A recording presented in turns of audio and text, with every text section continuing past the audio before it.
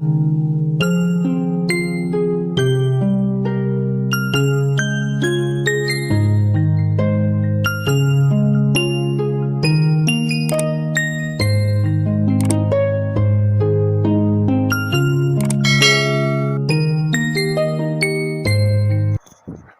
علیکم and welcome to کھانا خزانہ۔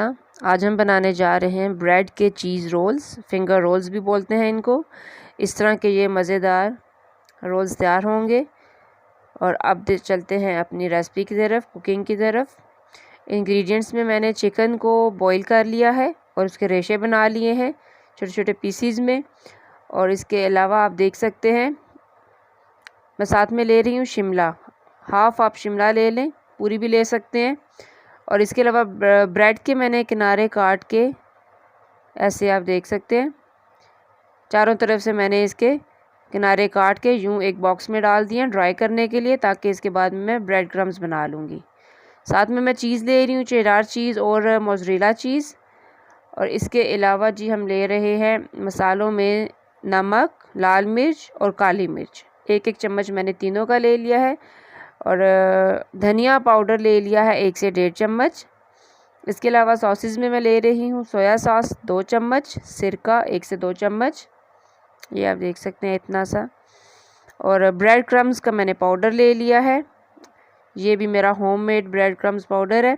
اور تھوڑا سا میں نے پانی لے لیا ہے کہ رولز کو تھوڑا سا جوڑنا ہوگا سائیڈ سے، کہ ان کے منہ اچھی طرح سے بند ہو جائیں۔ پین میں نے 2 ٹیبل سپون آئل لے لیا ہے، تھوڑا سا گرم ہونے پہ اس میں نے یہ چکن ڈال دیا ہے۔ چھوٹی چھوٹی بوٹیاں اس کی ہاتھ کی مدد سے آپ کر سکتے ہیں آسانی سے۔ ان کو اب ہم فرائی کر لیں گے۔ چکن تھوڑا سا فرائی ہو جائے، کیونکہ بوائل ہے تو اس لیے آپ کو زیادہ ٹائم نہیں لگے گا اس کو فرائنگ کرنے میں۔ تو اب ہم اس میں ڈال دیں گے شملہ مرچ۔ میرے بچے شملہ مرچ اتنی پسند نہیں کرتے، تو اس لیے میں نے 1/4 شملہ مرچ یہاں پہ میں ایڈ کر رہی ہوں۔ تو آپ چاہیں تو اس سے زیادہ لے سکتے ہیں، لیکن یہ کہ میں نے گرین کلر کا ٹچ دینا چاہ رہی تھی، تو اس لیے پھر میں نے تھوڑی سی ڈال دی۔ نمک، مرچ، کالی مرچ، دھنیا پاؤڈر، تمام سپائسز ساتھ ساتھ ایڈ کر دوں گی۔ یہ چلی کی سویا ساس۔ اب ہو گیا سرکہ۔ چلی ساس میں یہاں پہ نہیں ڈال رہی کہ اس سے پھر تھوڑا سا زیادہ سپائسی ہو جاتا ہے، تو میں مسالے تھوڑے سے لائٹ رکھ رہی ہوں، کیونکہ یہ میں خاص طور پہ بچوں کی فرمائش پہ بنا رہی ہوں، تو اس لیے میں نے تھوڑا سا اس کو لائٹ ہی رکھا ہے، مسالے بہت تیز نہیں کیے میں نے۔ اب میں نے اس میں چیز ڈال دی ہے دونوں طرح کی، اور اب میں اس میں تھوڑی سی ایڈ کر رہی ہوں میونیز۔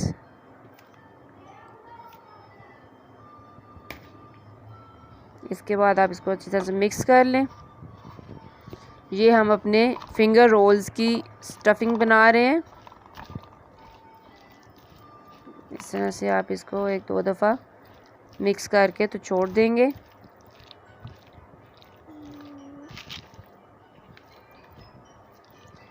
یہ ہماری فلنگ ہو گئی تیار۔ اب اس کو ہم تھوڑی دیر کے لیے چھوڑ دیں گے کہ یہ ٹھنڈی ہو جائے،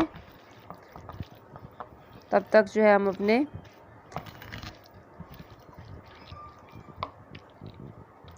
بریڈ تیار کر لیں گے۔ یہ آپ دیکھ سکتے ہیں کس طرح سے چیز اس کے ساتھ مزے کی اس کی وہ لک آ رہی ہے، ایسے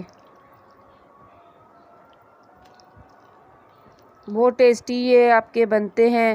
انسٹنٹ بھی آپ ان کو کہہ سکتے ہیں، کافی جلدی تیار ہو جاتے ہیں۔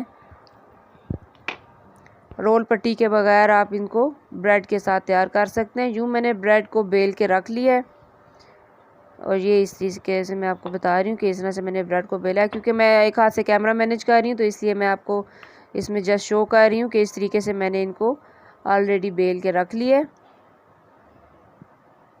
بالکل ڈرائی بریڈ کو کوئی اپنے پانی نہیں لگانا، آئل کچھ بھی، دودھ وغیرہ کچھ بھی نہیں لگانا ان کو، ورنہ یہ چپک جاتی ہیں۔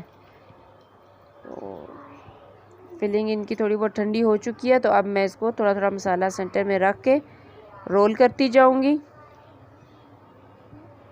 اس طریقے سے۔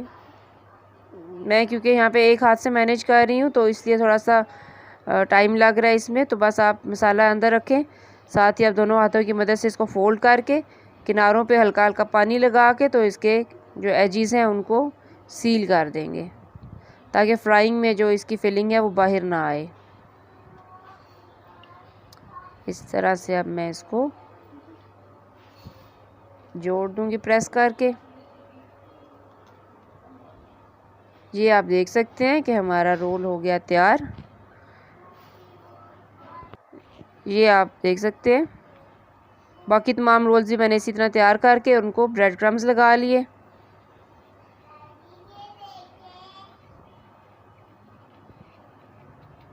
ایسے 1 بائی 1 یہ ہو گئے تیار فرائنگ کے لیے۔ کڑاہی میں نے آئل ڈال کے چولہے پہ رکھ دیا ہوا ہے کہ وہ تھوڑا سا نیم گرم ہو جائے تو اس کے بعد میں رولز جو ہیں وہ فرائنگ کے لیے ڈال دوں گی۔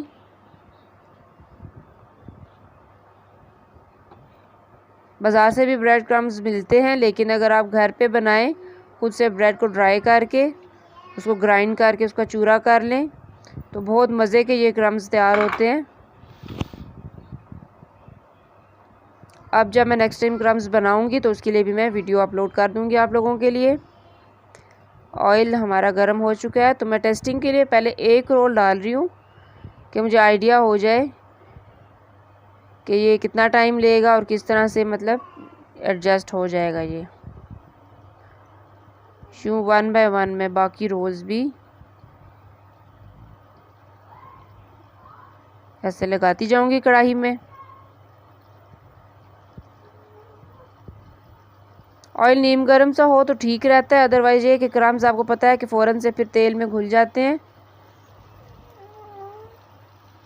ہاں جی اچھا یہ دیکھیں رولز بن رہے ہیں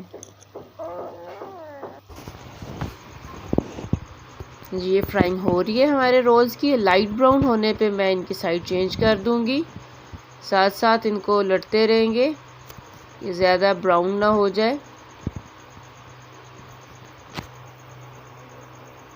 اسٹفنگ تو ویسے بھی ہماری جو ہے وہ کوکڈ ہوتی ہے تو اس لیے بس ہم نے بریڈ کو تھوڑا سا براؤن کرنا ہوتا ہے۔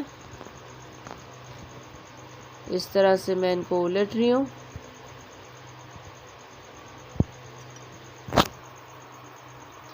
ایک سے 2 منٹ لگتے ہیں اور یہ آپ کے رولز فرائی ہو کے ریڈی ہو جاتے ہیں۔ بہت مزے کے، بہت ٹیسٹی، بچے بہت شوق سے کھاتے ہیں اور آپ سب بھی بنا کے ضرور ٹرائی کیجئے گا۔ امید کرتی ہوں آپ کو میری آج کی یہ ریسپی بہت پسند آئی ہوگی اور میری ویڈیوز کو لائک کرنے کا بہت شکریہ۔ اپنا بہت خیال رکھیے گا۔ اللہ حافظ۔